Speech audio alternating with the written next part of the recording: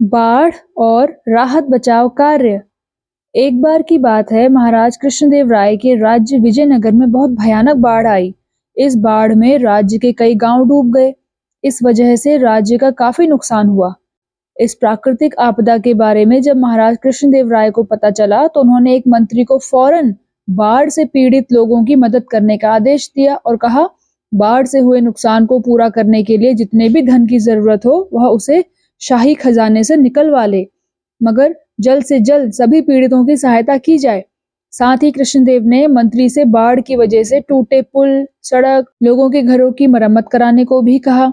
महाराज का आदेश पाकर मंत्री ने शाही खजाने से ढेर सारा धन निकाला और लंबे समय के लिए गायब हो गया। काफी समय तक मंत्री के दिखाई न देने पर महाराज और अन्य दरबारियों को लगा कि मंत्री बाढ़ पीड़ितों की मदद करने में जुटा होगा। इस वजह से वह इतने दिनों से दिखाई नहीं दिया।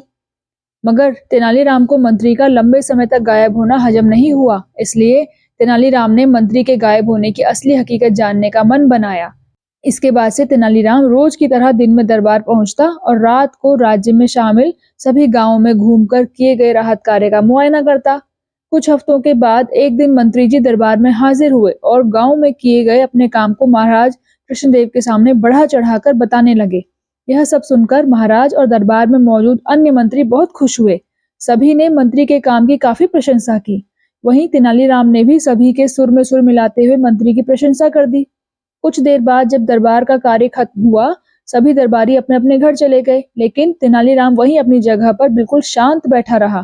तेनालीराम को इस स्थिति में देख महाराज कृष्णदेव ने पूछा, तेनालीराम, तुम घर क्यों नहीं गए? क्या बात है?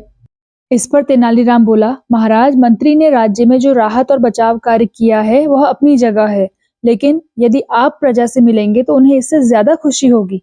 तेनालीराम की यह बात महाराज को पसंद आई।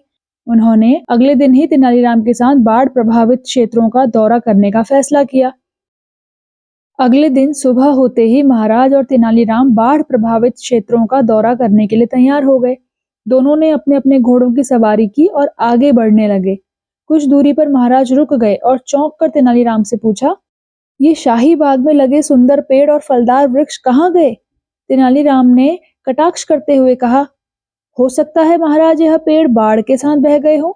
तेनालीराम की यह बात सुनकर महाराज खामोश हो गए और आगे बढ़ने का इशारा किया।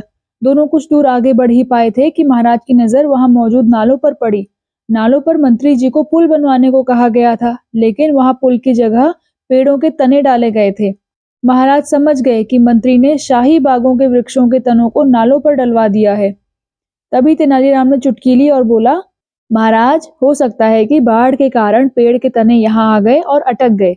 मंत्री जी जिस पुल के निर्माण की बात कर रहे थे वह आगे होगा। इस पर भी महाराज कुछ नहीं बोले और आगे बढ़कर एक गांव में पहुंचे। गांव में चारों ओर बाढ़ का पानी भरा हुआ था। वहां मौजूद लोग बाढ़ के कारण बेहाल थे। कुछ लोग जान बचाने के लिए अपने घरों पर पड़ी खपरेल पर चढ़े हुए थे, तो कुछ पेड़ों पर रह रहे थे। यह नजारा देखकर तेनालीराम बोला, देखिए महाराज, मंत्री ने इन लोगों को पेड़ों और घर की छतों पर चढ़ा दिया है ताकि भविष्य में भी इन्हें बाढ़ से कोई नुकसान न पहुंचे। अब महाराज कृष्णदेव राय के सब्र का बांध टूट गया और वह गुस्से से तिलमिला उठे। बिना देरी किए वह वापस अपने महल आए और उस मंत्री को दरबार में हाजिर होने का संदेश भिजवा दिया। मंत्री डरते डरते दरबार पहुंचा। उसे देखकर महाराज का गुस्सा फूट पड़ा।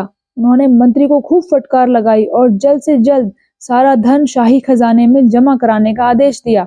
वहीं महाराज ने अब राज्य में राहत और बचाव कार्य कराने का जिम्मा तेनालीराम को सौंप दिया।